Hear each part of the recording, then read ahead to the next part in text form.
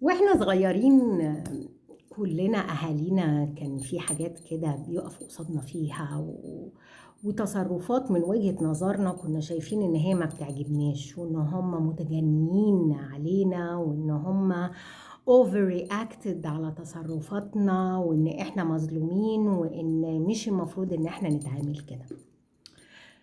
وبتلف الأيام وإحنا بنكبر وبنبقى مكان أهالينا، في مننا بيتعامل، كتير مننا بيتعامل بنفس الطريقة اللي أهله اتعاملوا بيها معاه مع ولادهم، وده من وجهة نظري غلط.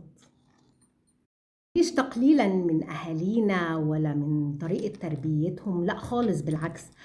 ولكن كل زمان ليه معطياته وليه طريقته وليه اسلوبه اللي الواحد يتعامل بيه. ايامنا غير الايام دي، اللي احنا شفناه غير اللي ولادنا بيشوفوه، المحيط اللي حوالينا غير المحيط اللي حواليهم.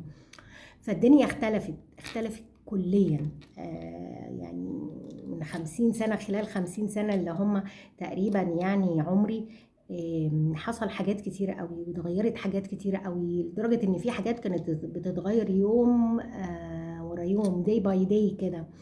ممكن انا حتى كأنا كشخص ما واكبتش التغيرات الكتيرة اللي هي بتحصل، او مش مجمعاها، او مش قادرة استوعبها. فما بالكم بقى بولادنا. فرفقا بالجيل اللي طالع، ورفقا بأولادكم، بلاش تتعاملوا معاهم بنفس المنطق ونفس المنظور، لأنه مختلف تماما عن اللي بيحصل دلوقتي واللي حواليهم. الصح صح والغلط غلط، ده الكلام ده اختلاف، يعني ما نختلفش عليه. ولكن ما تقفلوش الدنيا على اولادكم، وبطلوا ان انتوا تفتشوا وراهم، خصوصا لما بيبقوا كبار، يعني بعد سن الثانوي وكده، لما بيبقوا فترة الجامعة دي، بيبقى خلاص، بيبقى المفروض ان هو ابتدى يبقى شخص مسؤول وناضج.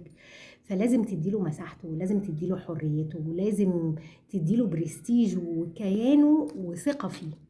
الثقة دي من بدري، من وهو صغير، علشان لما يكبر يطلع مش مهزوز، مش شخصية مهزوزة، مش أي كلمة تهزه، مش أي كلمة توقعه أو ينجرف ورا حد. فلازم تديله ثقة، وعلشان يبني شخصيته الكاركتر بتاعه صح، بدون تجاوز، بدون قلة أدب، بدون دلع، بدون إدراك للي حواليه. يعني لازم دايما ولادكم تعيشوهم في مشاكلكم، وتفهموهم الوضع الاقتصادي والمادي اللي انتوا فيه، والوضع الاجتماعي اللي انتوا عايشينه، عشان يبقوا متداركين وفاهمين، وايه اللي تقدروا عليه وايه اللي ما تقدروش عليه، وايه اللي هم يقدروا يساعدوكوا بيه.